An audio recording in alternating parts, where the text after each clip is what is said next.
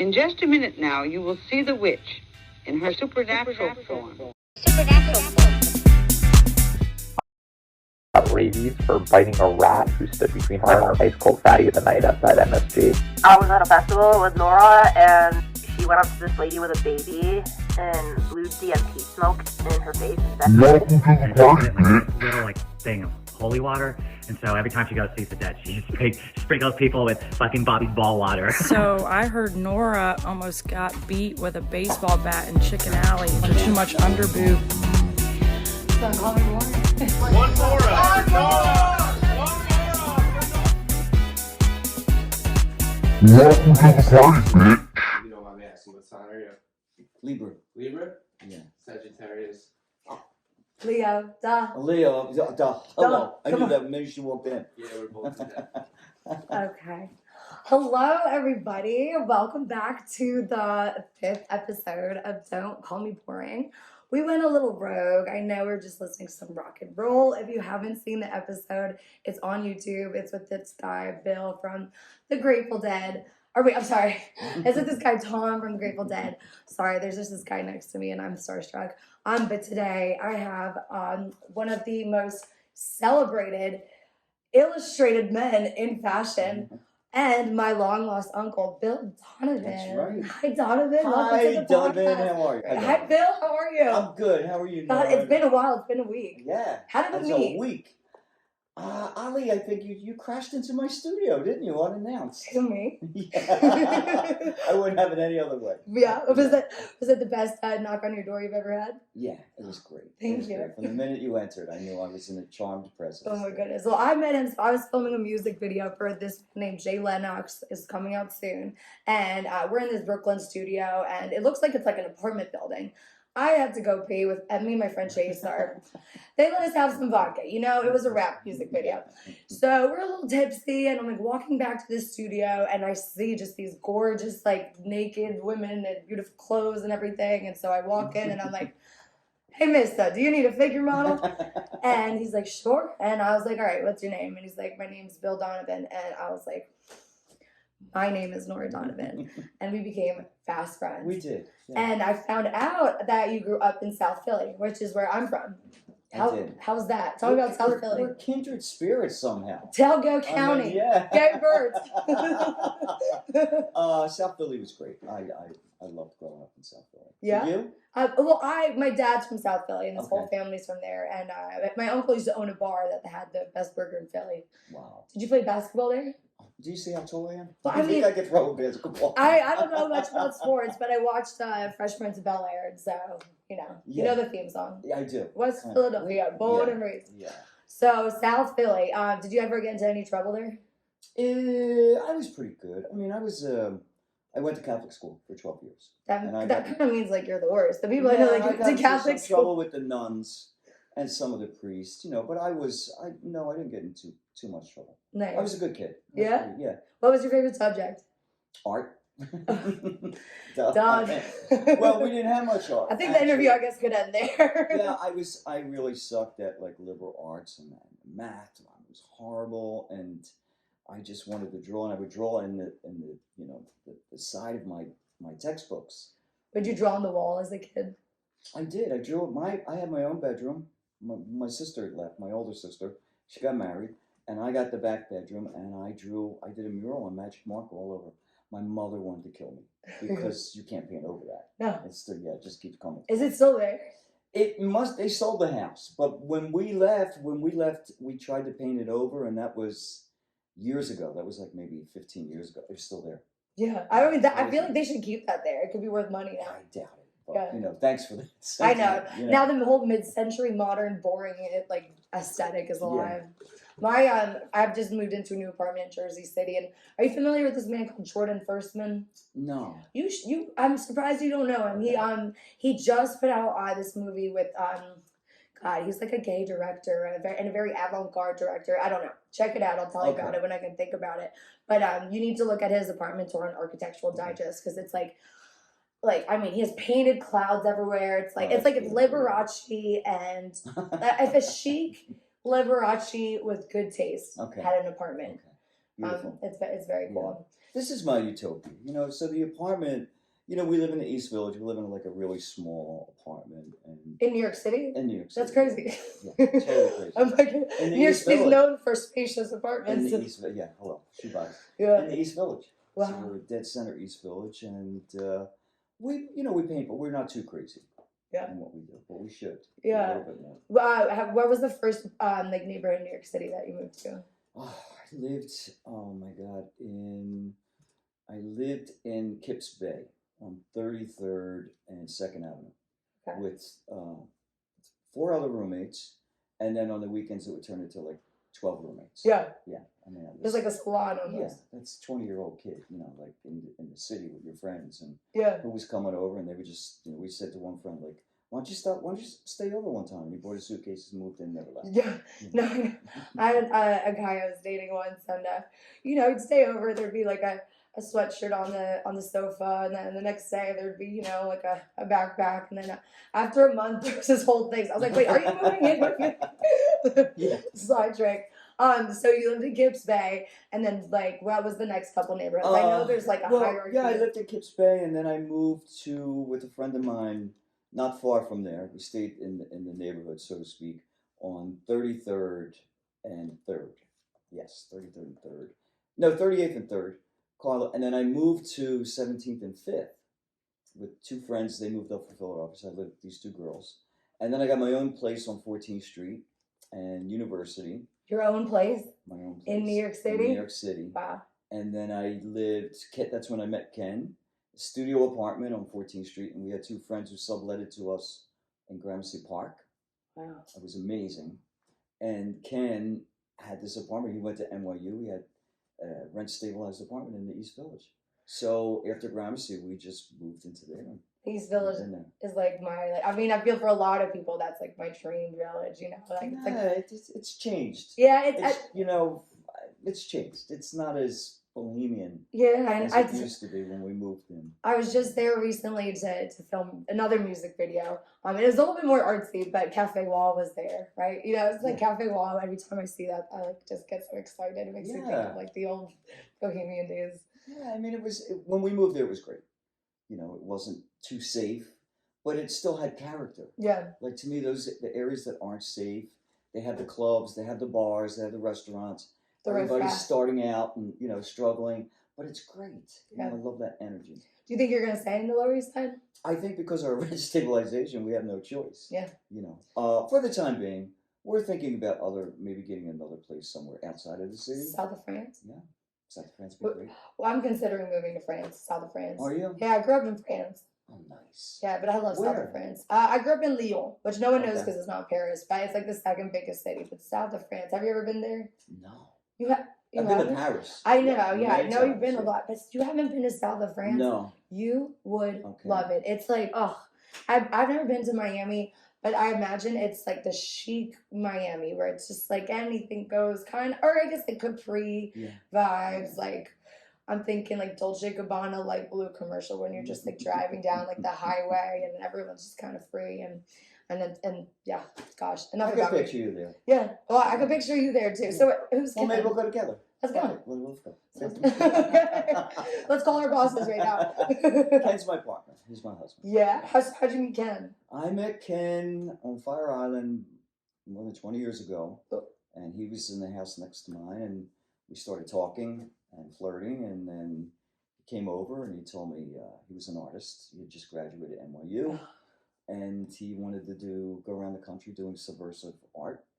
And, what's subversive art? Work that's below the radar and more or less is provocative, to provoke society. I would say that's not boring. Not at all. And his ideas were great, and he wanted to go around the country into restrooms and post over urinals like homosexual, heterosexual, to like play with people's heads. Would he ever, after he put it up, would he ever kind of like stand back and observe like people's reactions? I guess so. He never got that far.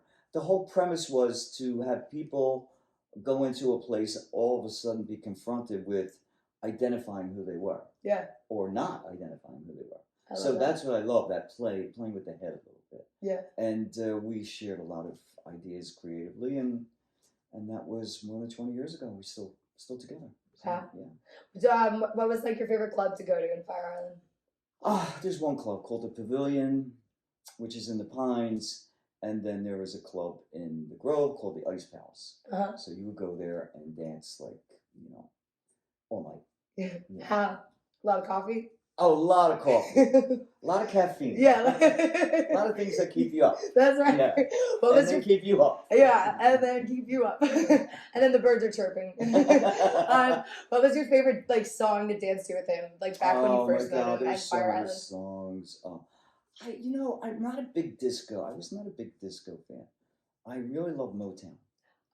I do. I love Motown. I grew up in South Philadelphia, and Yeah. I grew up with Teddy Pendergrass. Yeah, Teddy Pendergrass, even the Supremes, and we had a DJ in South Philadelphia. His name was Jerry Blavitt. Okay. He recently died, and he would hold these dances and play like this black music that was amazing.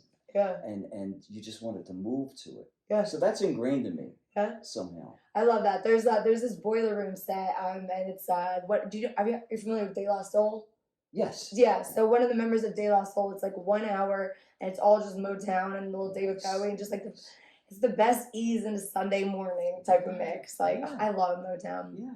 Like, so usually with my guests, I like conversate, but I mean, you are so incredibly iconic, and I haven't even began to describe that. I had to write down some questions for you. I love it. So I read that you were terrible at drawing, just like me. I had art, and I didn't know what to draw. I was obsessed with the Grateful Dead, so the only thing I could do to start to draw was like Grateful Dead artwork. And my teacher, she was like, "That's not good enough." So I gave up. That's sad. How did you deal with? Because I read that you were told you were terrible at drawing. I enrolled at FIT, and I thought I was good. And my first semester, the teacher called me into her office to say, "I need to talk to you." And I thought, I'm going to get an award. And she said, she gave me like a pink slip. She said, "You're failing." And I said, "Well, what do you mean I'm failing?" She said, "Listen, Bill, you don't have it. You just don't have what it takes. You can't see the figure. You can't draw from the head to the feet. Your proportions." She went on and on. I was crushed. And I said, "Well, I want this." And she said, "You do?" Because she said, "Maybe you should do something else." And I said, "I want this."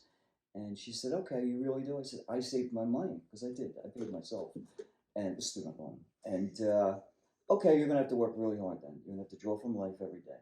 I took her at her word, and I started drawing in my sketchbook. My friends, my cat, my hat, my toothpaste, my toilet, whatever was in front of me. And I got better.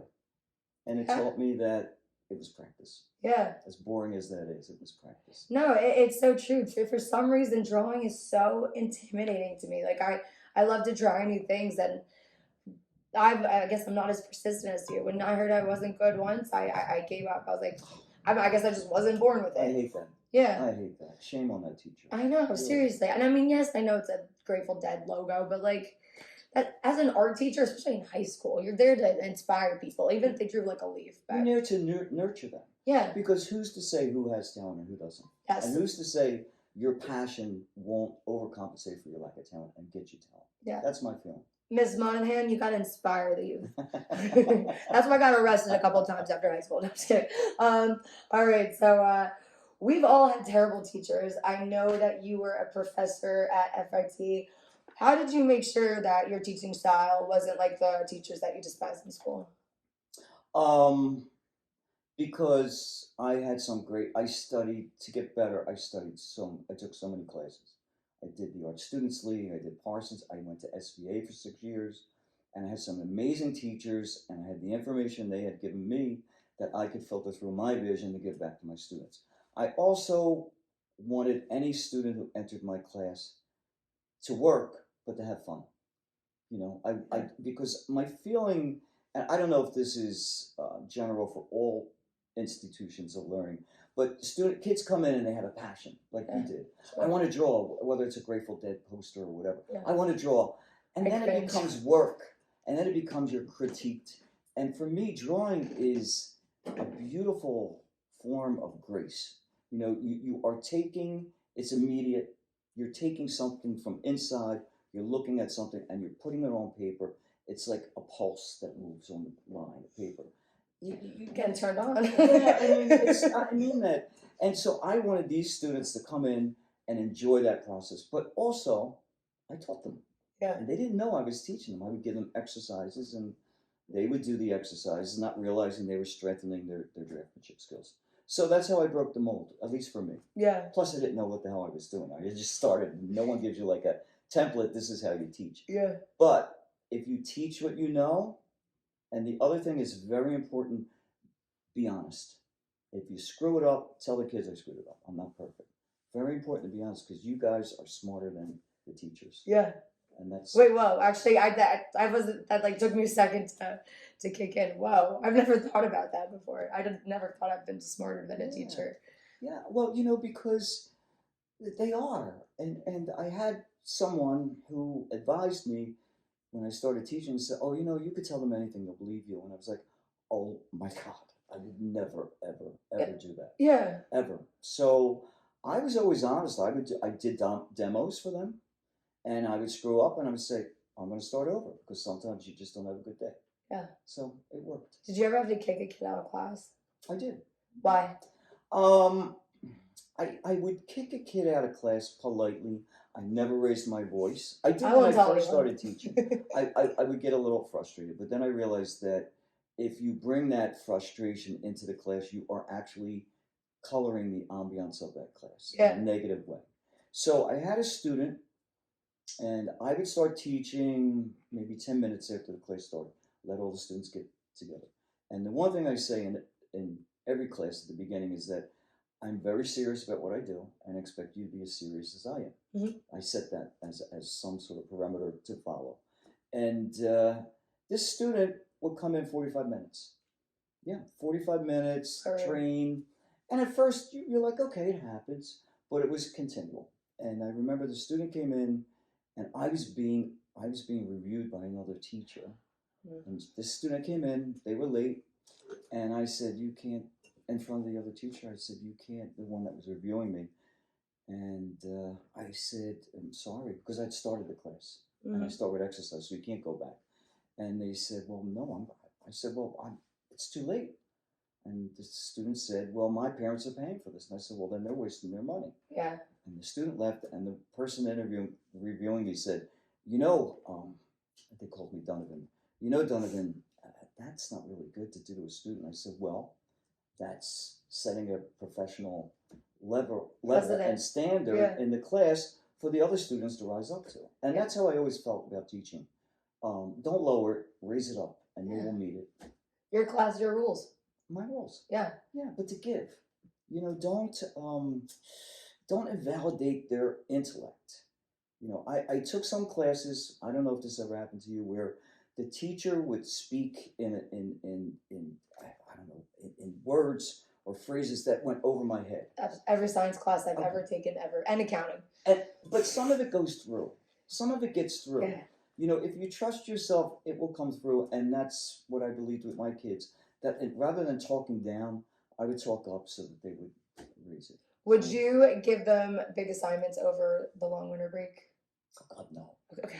No. Okay. Every single teacher would do that. They'd be like, guys, it's a break. You have so much time, and it's like the biggest project ever. I'm like, finally we get a break, and then why are you giving us a project? For a reason. I know. And I did not. Good. I might give a minor assignment, like sometimes I would the say, truth comes out. well, I would say, do me a favor, because it's about drawing. Maybe. Yeah. Draw your dinner or draw your family while you're there.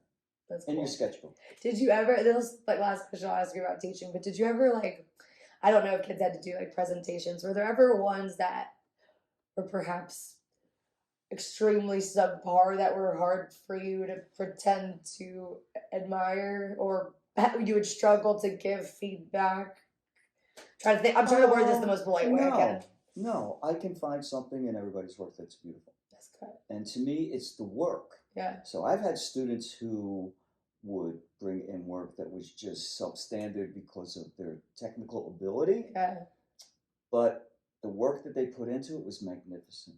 Yeah. And that's what I would praise. God, you're a good find person. something. You can always find something. But the kids who just were great and slapped it, I would address that. Yeah. And I would say, you're better than this.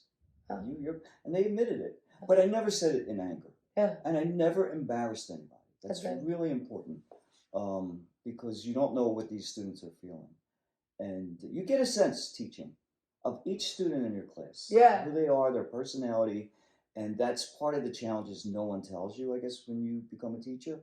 That not only are you teaching a class, you're teaching all separate individuals. Yeah, you know, it's that's really funny. There's like this TikTok trend going around that teachers do, and they say my observations, and it's like or that like the little kid who came in with the same sweatshirt every single day, like finally got a new sweatshirt, or I observed that like the girl who like like little like things like that, and that was like really cool, Yeah, you pick up on that. Yeah, and it's very, and it made me admire teachers more because it's like, oh wow, they actually maybe did care about me. So you lived in Milan, no?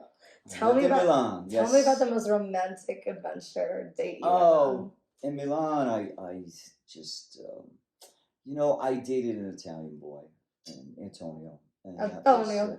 but I met somebody in Paris, and that was romantic. I fell in love with this guy. Give me like some juicy details. I met him in a bar in Paris. What song was playing? And we hooked up. Yeah. It was great. I was playing a pinball machine. I heard French people are kind of more experimental than Americans. Yeah. Most Europeans are. Americans are so prudish. Yeah, seriously. It's ridiculous. Gosh. But God forbid we see a woman breastfeeding. Yeah. God forbid we feed our or children. see a breast on the beach. Yeah. Like stop. Seriously. But long story short, yeah, we got together for 2 years. And but it didn't end well. So I don't know if What happened? It's a sad story. Tell me. So he committed suicide. So yeah, this was. Yeah, I'm sorry. first, it's okay. I'm cool. It was the first time I fell in love with somebody, and he was supposed to show up. I was in Milan. He was in Paris, and he never showed up. And I tried to get in touch, but there was no way to get in touch. I didn't know what happened. And a friend got in touch and he came over and told me, and I was devastated. I thought my life was over, but I learned something really important, that we're so strong. We will survive, and we are strong. And I held this guy in my heart in a different way. And I thought, I'll never fall in love again. But it's okay, I had love. Yeah. That's how I go. That's the way I move. And I came back to the States, and I went to a support group in Brooklyn for SOS, Survivors of Suicide. And I went to one meeting, and it was cool. I think support groups are great. Absolutely. The second meeting I went to, there was a woman there, and everybody spoke about their loss. Yeah. And she was talking about her son, Uh-huh. and how she lost him. And I thought, oh, that poor woman, she lost her kid. And she said, yeah, so 20 years ago he died. And I was like, oh, I'm out of here. Yeah. Fucking excuse me, but I'm out of here. Oh, you can curse I on can't this. help it. Yeah. I mean, yeah. Yeah, I mean, because that's baggage. Yeah. And I was young. Yeah. And I still had a life to live. And I thought, I'm not going to carry that around. I'm done. Yeah. I'm done. And that night I went to bed, and I said goodbye to Antoine, and I forgave him. Antoine. Yeah. I forgave him. Shout out to Antoine. I moved on. If you're listening up there. I moved on. Yeah, it's a way. It's kind of easier to like. I mean, everybody grieves differently, but it's easier to celebrate his life. Yeah, I mean, it was a shock. There's certain things that happen in life to people, and car accidents are the unexpected, and they're shocks. And suicide is one of the worst, because there's the question, what could I, should have, would have done, But I had a very wise friend who told me that some people it's like weaving, she said, and you have to think that some people inside their heart or their soul it's broken, and no matter how much time they invest trying to weave it together, they never will. There's a void. And that helped me accept it, sadly. Do you ever see an animal sometimes or something and think it's Antoine? Or, little signs? No. I think once I let go, I let go. Yeah. Now my sister passed away, was 7 years ago. And I see things. Yeah. What do you see? I see these birds that come, and there's these, monarch butterflies, everybody has them. But they'll come right up to me sometimes and land, and I'm like, that's really freaky. Yeah. Little things fall over, pictures fall over, and I think Barb's here. Gosh, I love stuff like that. Look, not for the circumstance, but I love little things like that. I truly believe in it. It was so crazy. I was going through a breakup the other night, and my friend passed away recently, and I had found him dead. And no, thank you. Or Thank you. But I'm like you. I carry myself like you. I'm like an optimist about it. And I was like going through a really bad breakup, and I was like crying, and I'm crying. And like, I was listening to a podcast, and this might sound really freaking silly, but all of a sudden, out of nowhere, the podcast was like, give it like when you go through a breakup, like do this and do that, and like everything's gonna be okay. And like they just started giving like really positive, helpful things. And I don't know. I just kind of felt like that was like Nick like being like, here's some advice because you really need it. You know, it little comes things like that. through. I mean, how can we? I mean, why not keep that door open? Yeah, to possibilities. I believe in magic. Yeah, I do too. I think you have to when you're in art. Yeah. On a lighter note, Okay. I read that you were inspired by Audrey Hepburn. She was Yes. like a main. Yeah. So let's say you're just starting out at this age. What pop culture icon do you think would have been the first person to inspire you besides me? Besides Nora, let me see. That's a hard one. Yeah. Because I can give where you do a I go hint. from here? I don't know. Yikes! I don't know. I'd have to think about that because there's so many that I love. I would say Linda Evangelista. I don't know if you know her. She's a model. I do. Yeah. But I'm thinking more like if you A were like a personality, teenager. not a model. Well, I'm thinking like if you were a teenager in 2010, 2013, or now let's say you're a teenager starting to draw in Yeah. 20. Penelope Cruz. Penelope Cruz. Ooh. Yeah. Penelope Cruz. Yeah. And Isabella Rossellini. Yes. For me, just always they have this ethereal beauty. There's certain women have that beauty, and no matter how old they get, it's always. I mean, yeah, I'm especially Linda Evangelista. Yeah. She's gorgeous. I mean, Brigitte Bardot just inspired. Yeah, but she was a model. Yeah. But when I saw Linda Evangelista, because I was in Milan, working, and she was doing every cover for Stephen Meisel. Yeah. And I was like, oh, she's fantastic. Yeah. I just want to capture her, you know. Have you ever partied with Kate Moss? No, I wish. I wish. Kate's another one. Yeah. I loved Kate. But Linda, to me, I mean, I would say, if you ask any fashion illustrator which model was their favorite, they'd all gravitate to Linda. Yeah. She was a chameleon. Yeah. So she could change. But Christy Turlington, all the supermodels, Naomi. Oh my gosh. God's sake, yeah. Naomi, I mean, she's just the most amazing thing to look at. Yeah. Heard there's some things going on in the news about her. I don't know what's going on. I don't know. I don't know. We'll see about that. Anyways, okay, so I also read an article that you were once at a party and you had a line of 30 women that were waiting to paint you, that were asking you, paint me to be beautiful. Would you consider yourself the Hugh Hefner of the high fashion world? No. I wouldn't consider myself the Hugh Hefner. I am lucky to be working as a fashion illustrator because I would say it's a field that's very small, but it's opened up possibilities and avenues of making work that maybe didn't exist during the highlight of fashion illustration editorial market. I was working for Vogue, and what was that like? They had a special event, a PR event. I was there as an artist. They said, just draw whatever. And I was drawing the environment. And that's when that young lady sat down. Yeah. And she said, can you do my portrait? And I said, sure. And she said, can you make me really look beautiful? And I was like, okay. So I made her look like Brigitte Bardot. She had some of the features and she loved it. And that launched my career as doing fashion portraits because Nora, I swear, I don't know. I can just find it. I can find the beauty.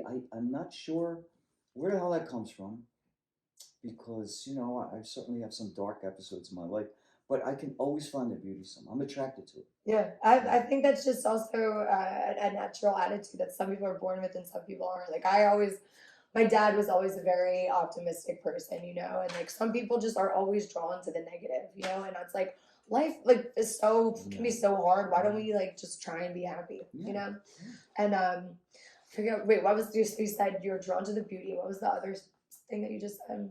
About being able to just find something beautiful in everyone to capture.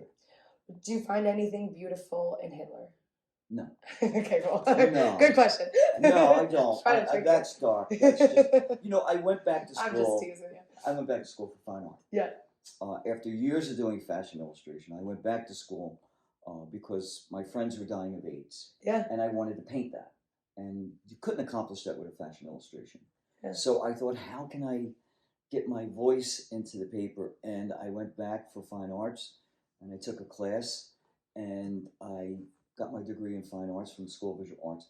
And I found my voice to paint the darkness. Yeah.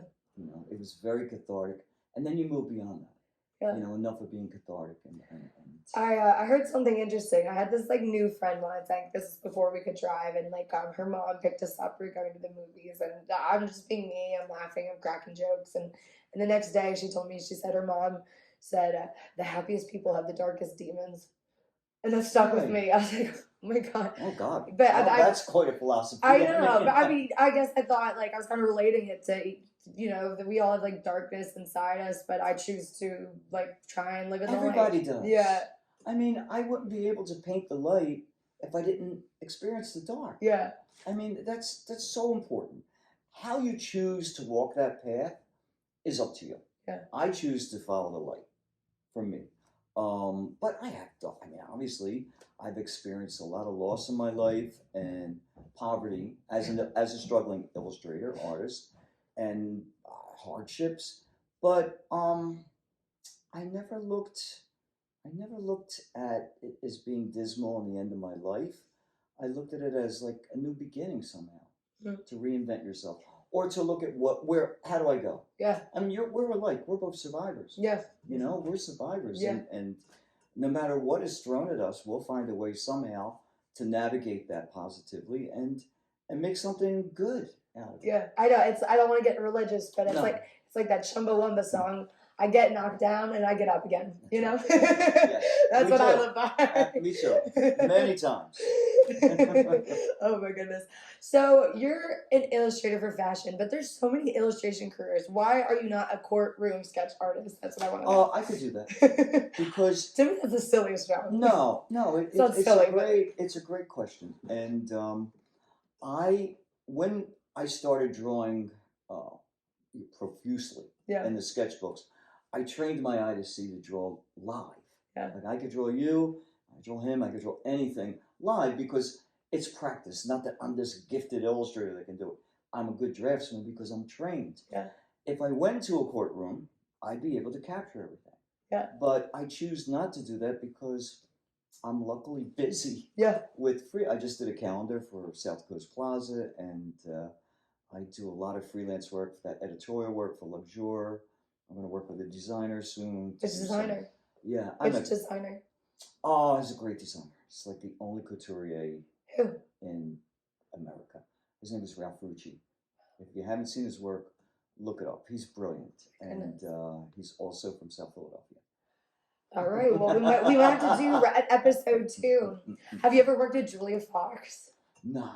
No? Why not? Who is it, Julia? You know, she's like the new muse. Like she was in Uncut Gems. She did Kanye West. Okay. She's breaking the norms. So I'm Okay. really surprised. She's in walked for Schiaparelli. I can never pronounce it. Okay, Schiaparelli. Schiaparelli. He's amazing. I love their Their work. design's great. Yeah. I don't really work with big models because most of the work I do here, and I should be in Europe to do that. Yeah. She lives in Brooklyn. Okay. Or New York. Well, I don't know her personally, but I'm hoping that you'll I'll check her out. Yeah. And see if she wants to come. She would. There's another designer. Her name is Rosie Asling. Uh-huh. She's brilliant. She's a New York designer, and I've drawn the models at her shows. And this woman is an extraordinary talent, another talent. And there's quite a few. So you don't have to say the name or I'll bleep it out, but of all the famous models, who was the worst to work with? I haven't worked with any models that were there. You know, I mean, if I drew them, it was at an event. Yeah. Yeah, it's not that I've had models here. Or you have any I have gossip? my own girls. Give me some good gossip from like a fashion event or something, You know, and I'll bleep the names out. Yeah, I don't gossip. I know that's going to be boring. No, it's not. I don't gossip. I don't talk about people. I don't. I don't either. I don't either. Yeah, so. you know, the thing that I find is that in the field that I'm in, you just keep to your work. You're professional. I've seen things, of course. Yeah. I mean, no, you're good. I know. I was in PR and rule number 1: don't talk shit about people in your industry. Yeah. So that's probably why you're doing much better than I am. Yeah, exactly. I love what I do, and I consider myself really blessed to have the opportunities I do. Have you heard of Anna Delvey? Yes. Yeah, you should work with her. Look at me giving you business advice. You know what? I'm like, Whenever you want to throw me, this is how you should have your career.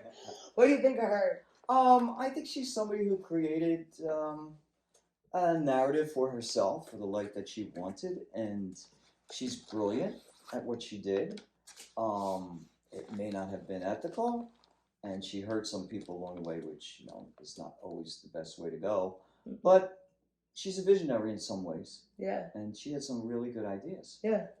It's entertainment, you know. Obviously, it's not good to scam people, but sometimes it's just interesting too. She's like a Robin Hood. She was like a Robin Hood. She took In a way. advantage, yeah, in a way. I know. What about George Santos? What do you think about George Santos? I don't think about it. I was just I try not to think about it. I try not to see him. And I wish Wait, everybody why did the does he same, come? so it would just Do you have to disappear. avoid him specifically? No, I would never be in the same. I would not be. Yeah, I know. As a New Yorker, like, that's not good what he did with the money. Yeah, His cameos are also I really don't funny. hold a high opinion of him, and I think he's a skank, and I'll say that. And I don't care. Well, heck yeah, he used your money to get Botox. I'd be pissed. Yeah, it's also he scammed all those people. Yeah. Under the pretense of being someone who he wasn't, and he's a scam artist. So yeah, you know, there are a lot of people who are scam artists trying to run for office. And it's like not fair, like it's scam artists for office and for ours. It's not fair for people who are like us who are pulling themselves up by their bootstraps to really try and make it. So my final few questions to Dior. Tell me about it. I mean, Dior's been a dream. Yeah, it's been a dream. It happened in 2016, and after I did the Vogue event, they loved it, and Vogue partnered with Dior, and they said we would like you to like Mary and Jesus. Oh Like my those God. are like the most Believe it? iconic names in the world. I know, it was Dior and Vogue. I know. And they said we have an event at our boutique on Madison Avenue. Would you be interested in? You know, we want you to do the illustrations of the people that you did. Were you like, I'll check my schedule?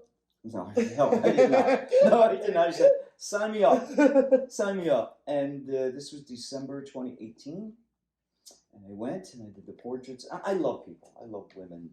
And we had a great time. And I could do it. I could talk to them. And mostly, I like people to feel comfortable when they sit for me. Yeah. And not to be nervous. And they loved it. And they said, we should talk about a contract. And they offered me a contract in April. That was 2016. Yeah. In April, and I've been with them ever since. Wow. Amazing. Do you think you're going to stay with them forever? I'll stay with them as long as they want me. That's amazing. I mean, it just changed my life, and... Do you get recognized? Depends. Yeah. Small world. I have a lot of followers, so... Yeah. I was just at, I mean, it's kind of weird, but I was just at the National Arts Club, so I'm thinking about, with this wonderful man, Simon, of doing a tutorial, recording it, and putting it on the web. Simon House? And Simon Levinson, I think that's his last name. Is he the one that directed Euphoria? No. He's another artist, illustrator, and he runs these drawing workshops. Yeah. He's amazing. And anyway, Simon, we went to look at a space to film, and there was a woman there, and she was a resident in the studio. And we walked in and she said, "Are you Bil Donovan?" And I was like, yeah. She said, "Oh my God." She was like a fan. She follows me. That was interesting. You know, that's amazing. It happens sometimes. It's a to little... be recognized for your hard work? I'm shocked. Yeah. I'm shocked. I am like, how would you know me? Yeah. You know, but some people do. Well, because I one Google search, Vanity Fair, Vogue covered every single American fashion Bible, and in the headline, it's like the most... Every headline, like the little blurb, even if you don't read the article, it's like, this is the most amazing, fantastic person. I didn't write this. No, but it's like, you are the best in your industry. So, like, I mean, going from do you ever like send that to your teacher that said you couldn't do it? I'm friends with her. Nice. She's very old. Yeah. I love her. And she apologized to me. Wow. Yeah, at the end of the school. After 2 years, she said, "By the way, I want to apologize. You know, you've come so far." And I told her, I said, that was the best advice I ever had. Yeah. Because maybe I would not have worked that hard. Yeah. Exactly. Under the pretense of thinking, like, I'm really great. So she pulled the rug from beneath me. And, you know, Nora, we all have this in life. You come to these crossroads where you realize, like, okay, this is not going to be easy. This is a long journey. And you either choose to take that or not. Yeah. And that made me choose to take it. Yeah, that's like me. I just moved here like 5 months ago, and this is not going to be easy, but I'm going to do whatever the heck I have to do to make it. You'll do it. You're a Donovan. Yeah, that's right. We are Donovan. Yeah, I didn't know if I was going to do just that.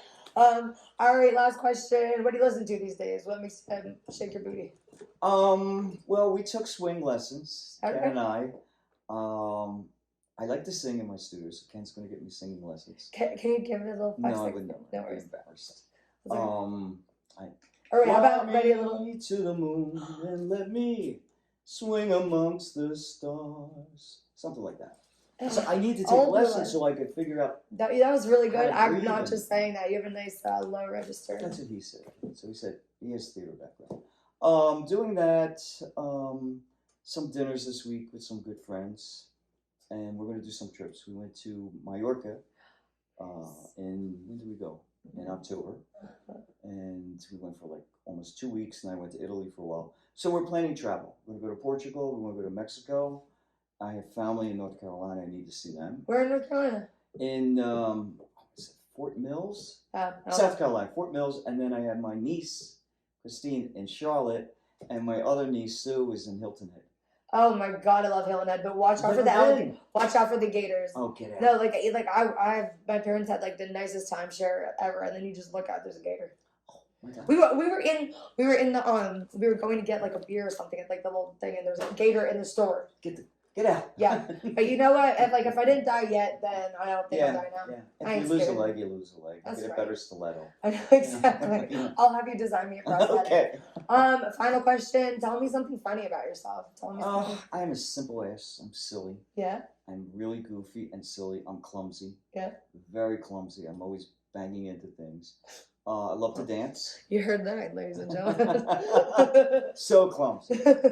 Even when I was teaching. Because I move quickly. You know, Yeah. I'm so energetic. And I'll move, and sometimes I just knock an easel over or bang, knock my paint or ink over. I was doing a portrait for someone, and it was almost finished. And then I put the ink, and it spilled all over the face. No, that's I that doesn't like wash out. accidents. Happy accident was not a happy. Very silly. And I'm a prankster. So, What's the best prank you pulled? Oh, you really want to know? Tell me. So we have a friend. She's British, and I lived in Milan with I met all these British girls. Yeah. Great. And she was coming to New York. I just met Ken, and we decided to play a trick on her. So I have no hair on my head, Huh. and my friend Mary, my Italo and I, we went and bought a cheap wig on 14th Street. Uh-huh. And at the dinner, she's very proper. Sure. At the dinner, there was like 12 of us. We all were in on the joke, but she wasn't. Yeah. And at dinner, as I would sit there with her, I would get the wig, and she would look, and what happened was we told her, because she said to Mary, well, does anybody say anything to him about the wig? And she said, no, everybody thinks it's his real hair. You can't say anything. That's true. Yeah. And we're sitting there, and, she's hugged me. And then when she turned away, I would pull it back a little bit, so my bald head. So the whole dinner was Slowly, going this way. I went to the slowly. bathroom, I pulled it over the ear. Eventually I took it and I just sneezed and threw it in her lap. And then Wait, that's amazing. I like you played the long. it was so funny. Because the great part was like we couldn't laugh. Yeah. And when you're in a situation you can't laugh, it's like even worse. Yeah. I love that though. That was a good prank. Cool. I'm gonna take notes. Oh, yeah. Bill, I could talk to you forever. I could too, Nora. Yeah, but I got some parties to go to. I gotta go It's- make dinner for my husband. We got a freaking New Year's Eve. It's a couple Yeah. days away. Well, Bill, where can people follow you? I'm on Instagram. At what? At BILDONOVAN. And do you have any projects coming up you like to promote? I just finished a major project for a calendar for South Coast Plaza. I'm really proud of it. Yeah. There's a lot of work. It looks really great. And at the moment, I just finished Dior events at Saks and Bergdorf's. So I'm going to chill a little bit, some Yeah. minor projects to do. And I start teaching at SVA in January. That's awesome. Yeah. Get excited. If you guys want to be invited to the Dior events, you have to like and subscribe to this podcast, okay? And that is a promise. I think we should end this episode singing I "No Mountain think so. High Enough." What do you think? I think so. If you need me, call me. No No matter where you are, no matter how far. I'll go away. I don't know the words. Ain't no mountain high enough. Ain't no valley low enough. Ain't no river wide enough to keep me from getting to you, babe. All right, bye. Thank you. This is Don't Call Me Boring, and this is Bill. I'm Nora Fran, and you guys are fabulous. Good night. Yay! One more up. Welcome to the party, bitch.